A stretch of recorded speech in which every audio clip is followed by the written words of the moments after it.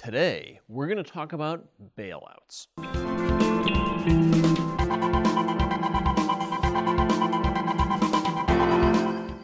Many people were seriously ticked off when the Bush administration bailed out huge Wall Street banks at the height of the 2008 financial crisis. To many people, it seemed like using taxpayer money to reward rich bankers who had driven the economy off the cliff. To understand what was going on, let's use an analogy.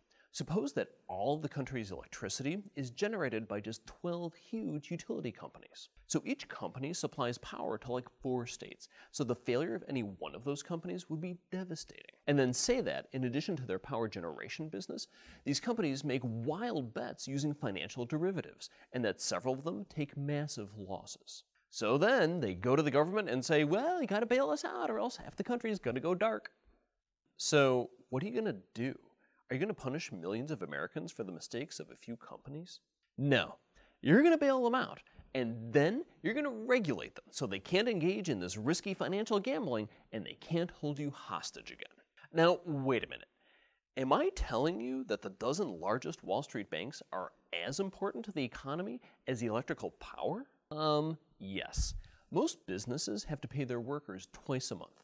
But they only get paid maybe 30 or even 90 days after the work is done. So most businesses need a line of credit from a bank just to smooth out their cash flow and make their payroll.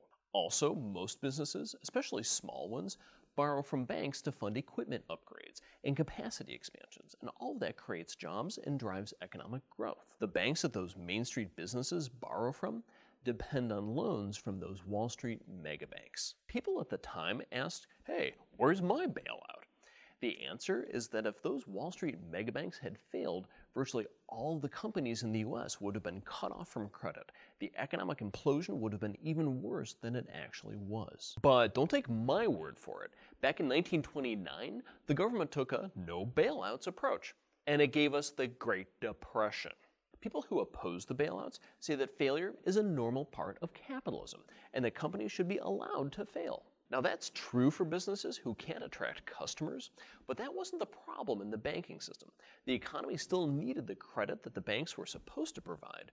It's just that the banks were having a seizure that prevented them from providing it. Now, just like the power company example, we can't just leave it with the bailout. In real life, power companies are highly regulated, and they're prevented from taking huge financial risks. And they're also prevented from merging into a small number of huge conglomerates. If we can't commit to just letting banks fail, and we shouldn't, then we need to do the same thing for the banking industry. Who is that Econguy? I'm Patrick Walsh. I'm an associate professor of economics at St. Michael's College near Burlington, Vermont.